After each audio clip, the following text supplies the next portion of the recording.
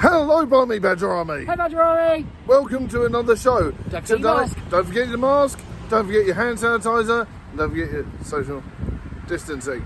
Anyway, I hope everyone's okay, and welcome to the show. Today, we're going to be talking about...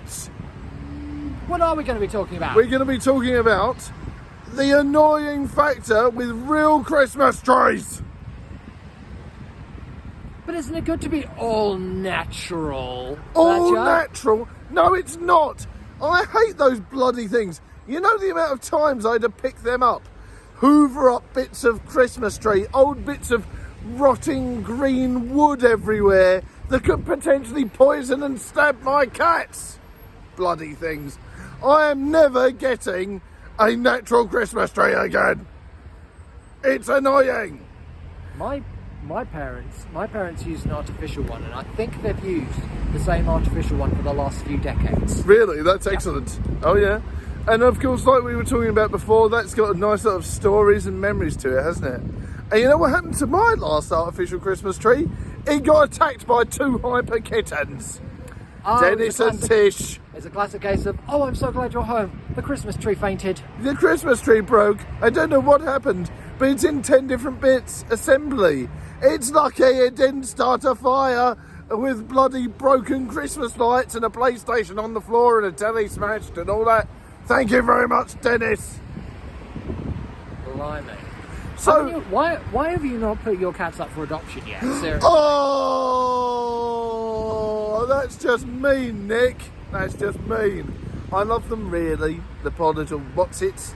Is there a way that you can get Christmas trees like suspended from the ceiling? There probably is. They would probably be right in for households like yours. You know what you can get really, and it's hilarious. It looks brilliant, but rubbish at the same time. It's like, imagine a Christmas tree, right? That had the bottom half completely missing and just had a stalk or the branches or whatever, and then the proper tree started about maybe halfway up. It's one of those sort of teleporter Christmas trees. Yeah, it's like half been taken away. Well, those ones are ideal. They're specifically for annoying cats because in theory they wouldn't be able to reach up there.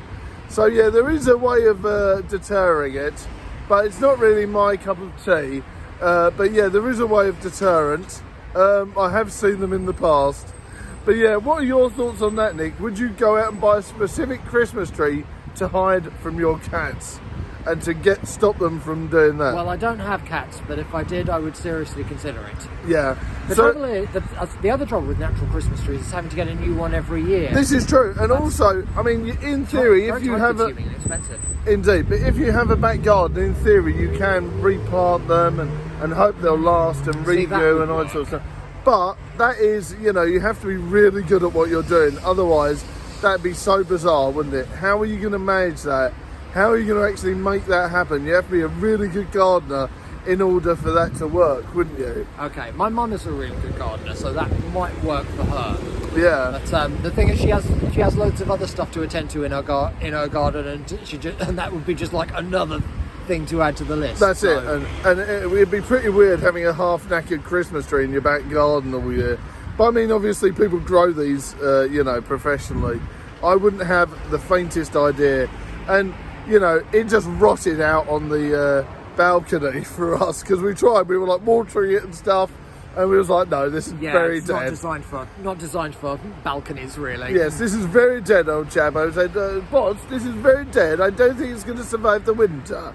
And then I had to hoover up loads of annoying bits and pieces, and it was blooming horrible, I tell you. It's a wonder you're not still there doing that now. You know, every now and again I still find a piece of rotting wooden Christmas tree barb. I rest my case. So not impressed. So my vote is, don't get an actual Christmas tree. If you've got cats, they're a pain. If you haven't got cats, they're still a pain. There's a load of mess.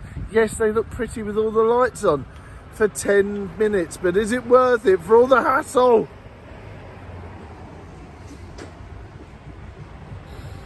Ah! That face. Just drives you mad. Nick, I hear you've got a special joke and a conversation starter for us. Oh yes, our workplace, they were doing Christmas dinner and a complimentary Christmas cracker. Ooh. So the Christmas cracker, which quickly went into the staff room and asked if anyone wanted to pull my cracker, Ooh, as of course one does. Ooh, And so we got. So the cracker joke was, what do polar bears wear on their heads? I don't know. What do polar bears wear on their heads? Ice caps. But Canned laughter somewhere. You can laugh about. You need to add in a canned laughter track on this. I'm not going to. And the conversation was talk about things that you like to do in summer, which is just about the worst thing that you could ever talk about In COVID land. at the Christmas during Christmas dinner. Was that Merry COVID Mass?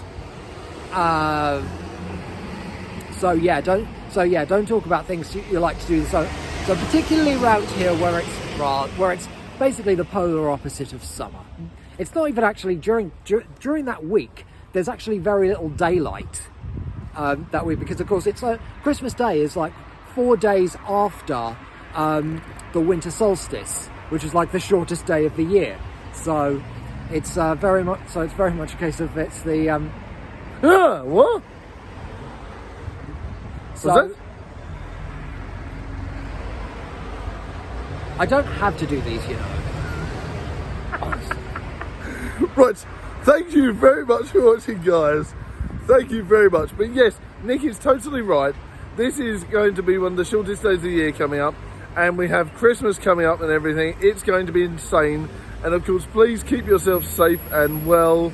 And of course, you know, why would you ask about summertime in the winter? It doesn't make any sense. It'd be better off saying, what is your favourite thing to do at Christmas? Don't you think, Nicholas? Yes, or even in January. Of course, whether you actually want to talk about what's happening in January during Christmas dinner is probably another matter. So Everyone's skint. That's what happens in January. So yeah, I think whoever made those crackers is going to have to work on their conversation starters. Definitely. Any other news, Nick? Well, this coming Friday, my latest film appearance is coming out on Amazon Prime. World Cup Heist, starring a fantastic array of local talent from here in the Havering area. Ooh. And yes, that's out on Amazon Prime from tomorrow. So look up World Cup Heist. Indeed. And of course, if you search Nicholas on Wikipedia, you'll get a saucy photo. Weird. Maybe. Who knows? Thanks very much for Go with watching. an open mind with that one. I'm not sure if that's strictly true. I don't think I even have a Wikipedia page, but if anyone wants to design me one, then you can. And if anyone wants to make Badger a Wikipedia page, now there's a challenge. Make us each a Wikipedia page. so, God knows what'll be in that. Right, so that's everyone's challenge for over Christmas. Make a Wikipedia page for me and Nick, and check out that film. It's going to be awesome. And don't you can forget. also catch me this Wednesday and every Wednesday on Phoenix FM on phoenixfm.com. And don't forget to, of course, check out any old streams or vlogs you may have missed. It is much appreciated. And a big thank you to my guest host, co-host, Mr. Nick. I'm on Phoenix FM Field. Look after yourselves. Have a good one. See you next time. Bye. Mask up. Bye.